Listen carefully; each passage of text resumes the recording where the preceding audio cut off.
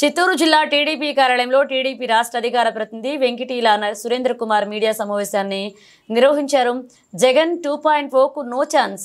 GCM వైకాపా అధ్యక్షులు నిన్న సుదీర్ఘంగా ప్రెస్ మీట్ పెట్టి పార్టీ శ్రేణులను పార్టీ వేడకుండా చూసుకోవడం కోసం మళ్లీ అధికారంలోకి వస్తాను, 30 ఏళ్ల అధికారంలో ఉంటాము, జగన్ 2.0ను చూస్తారంటూ మాట్లాడారు. పార్టీ ఉనికిని కాపాడుకోవడం కోసమే ఆ మాటలన్నారు.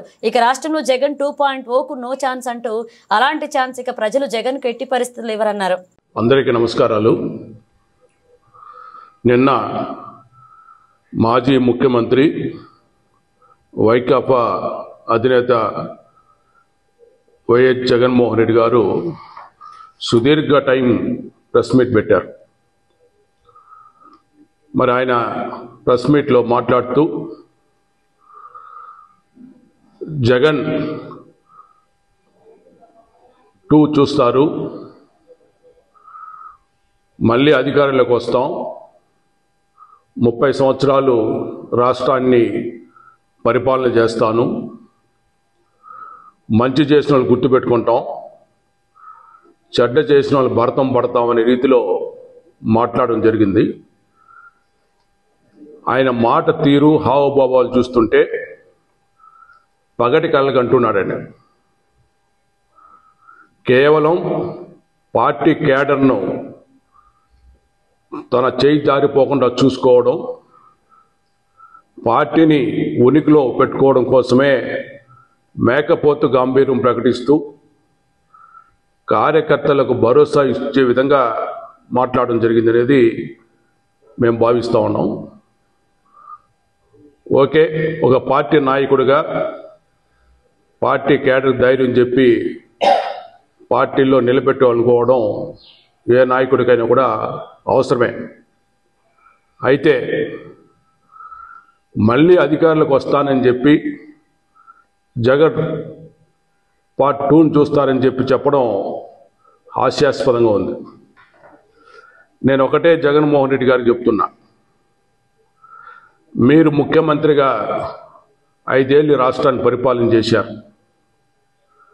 జగన్ 1 రాష్ట్ర ప్రజలు బాగా గమనించారు, మీ పరిపాలనను కళ్ళారా చూశారు. జగన్ 1లో 5 ఏళ్ల పరిపాలన జరిగినటువంటి అరాచకాలు, దోపిడీలు, భూ కబ్జాలు, అదేవిధంగా ఎస్సీ ఎస్టీ బీసీ మైనార్టీలు పైనటువంటి దాడులు, హత్యలు, శిరోముండనాలు, అదేవిధంగా వారి కేటాయించిన నిధులు దారి మళ్లించడం, ఇంకో పక్క ఫ్రీ హోల్డ్ అంటూ అసైన్ భూములంటూ మాయ చేసి ప్రజల భూములు కొల్లగొట్టడం, సంక్షేమ కార్యక్రమాలకు బటన్ నొక్కడం అని చెప్పి లక్షలాది మందిని సంక్షేమ పథకాలకు దూరం చేయడం, కరెంట్ ఛార్జీలు పెంచేసి కరెంట్ ఛార్జ్ ఎక్కువ వస్తుంది కాబట్టి మీకు సంక్షేమ పథకాలు కట్టని చెప్పడం, కక్ష సాధింపు చర్యలు, అక్రమ కేసులు, అర్ధరాత్రి గోడలు దూకి బెడ్రూమ్లోకి వెళ్ళి అరెస్టులు చేయడం, ఇవన్నీ కూడా రాష్ట్ర ప్రజానీకం చూశారు, అనుభవించారు. ఎవరికి కూడా పబ్లిక్గా మాట్లాడలేని పరిస్థితి, స్వేచ్ఛగా తమ మాటలు చెప్పుకోలేని పరిస్థితి, ఇలాంటి అణచివేత చర్యల ద్వారా, నియంత్రిత ద్వారా మీ పరిపాలన కొనసాగింది. మీ 1వ పార్టీ పరిపాలన చూసిన ప్రజలు ఇంకొకసారి మీకు అధికారం ఇస్తారని చెప్పేది కళ్ళది. ఎట్టి పరిస్థితుల్లో కూడా ఈ రాష్ట్రంలో జగన్మోహన్ రెడ్డికి తిరిగి అధికారాన్ని అప్పగించేటువంటి అవకాశమే లేదు. రాష్ట్ర ప్రజలు ఇంకో 30 సంవత్సరాలు మీ మొదటి పరిపాలనను గుర్తుంచుకుంటారు. మళ్ళీ మీరు ముఖ్యమంత్రిగా ఈ రాష్ట్రంలో కానీ అవకాశం వస్తే ఈ రాష్ట్రాన్ని మరింత సర్వనాశనం చేస్తారు. ప్రజల ఆస్తులకు రక్షణ ఉండదు, ప్రజా సంపదకు రక్షణ ఉండదు, మొత్తం దోపిడీమయమైపోతుంది. చివరికి సాధారణ ప్రజలు కూడా రోడ్ల మీదకి వచ్చే పరిస్థితి ఉండదు, ఎవరికి రక్షణ ఉండదనేటువంటి పరిస్థితి ప్రజల్లో ఉంది కాబట్టి ఎట్టి పరిస్థితుల్లో కూడా మీరు మళ్ళీ అధికారంలోకి వచ్చే అవకాశం లేదని మేము స్పష్టంగా తెలియజేస్తున్నాం. ఆ అవకాశం ప్రజలు మీకు ఇవ్వరు.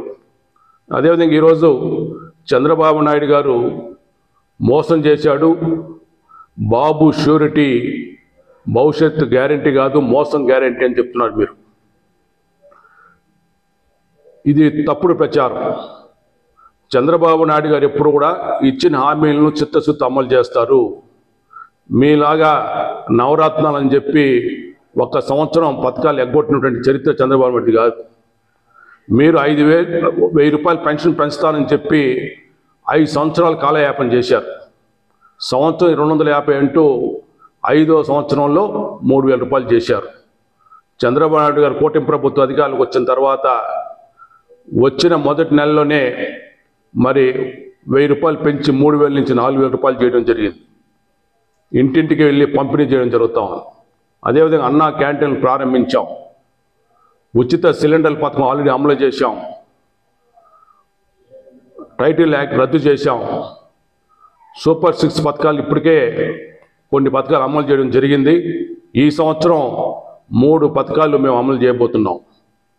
తల్లికి వందనం కింద ప్రతి విద్యార్థి కూడా రేపు మే తర్వాత పాఠశాల ప్రారంభించేటప్పటికే 15,000 రూపాయలు ఇవ్వబోతున్నాం. అదే రైతులు కూడా రైతు భరోసా కింద 20,000 రూపాయలు కూడా ప్రారంభించబోతున్నాం. సూపర్ 6 పథకాలన్నీ కూడా మేము అమలు చేసి తీరుతాం. ఉచిత బస్సు ప్రయాణం కూడా ఈ ఉగాది నుంచి ఇవ్వబోతున్నాం. మీకు దీని గురించి ఎలాంటి అనుమానాలు పడాల్సిన అవసరం లేదు. మీరు ఓర్వలేకుండా కూటమి ప్రభుత్వం 7 నెలల కాలంలోనే 6.5 లక్షల కోట్ల రూపాయలు పెట్టుబడులు తీసుకొచ్చి 4,75,000 మంది పైగా ఉద్యోగులు ఇచ్చేటువంటి అవకాశం కల్పిస్తూ ఉంది. ఈ రాష్ట్రం మళ్ళీ పెట్టుబడులు వస్తున్నాయి, సంపద పెరుగుతూ ఉంది. ఇవన్నీ చూసి వరం లేకుండా మీరు ఈరోజు కూటమి ప్రభుత్వం విమర్శలు చేస్తున్నారు. మీరు ఎన్ని చెప్పినా కూడా కూటమి ప్రభుత్వం ప్రజల ఆదరణ పొందుతుంది. అదేవిధంగా అసెంబ్లీకి పోని విషయం మీరు మాట్లాడుతూ అసెంబ్లీ పోవాల్సిన అవసరం ఉంది, బయట ప్రెస్ మీట్ పెట్టి కూడా మేము చెప్పాల్సింది పబ్లిక్ చెప్పొచ్చు అంటున్నారు. మరి అలాంటప్పుడు మీకు ఎమ్మెల్యే పోస్ట్ ఎందుకని నేను సూటిగా ప్రశ్న చేస్తున్నా. అసెంబ్లీకి వెళ్ళలేనప్పుడు వెళ్ళను అని చెప్పేటువంటి జగన్మోహన్ రెడ్డి కానీ ఆయన పార్టీ ఎమ్మెల్యే అందరూ కూడా వెంటనే రాజీనామా చేసి బయట ప్రెస్ మీట్లు పెట్టుకుంటారు, బహిరంగ సభలు పెట్టుకుంటారు, మీ సౌకర్యం.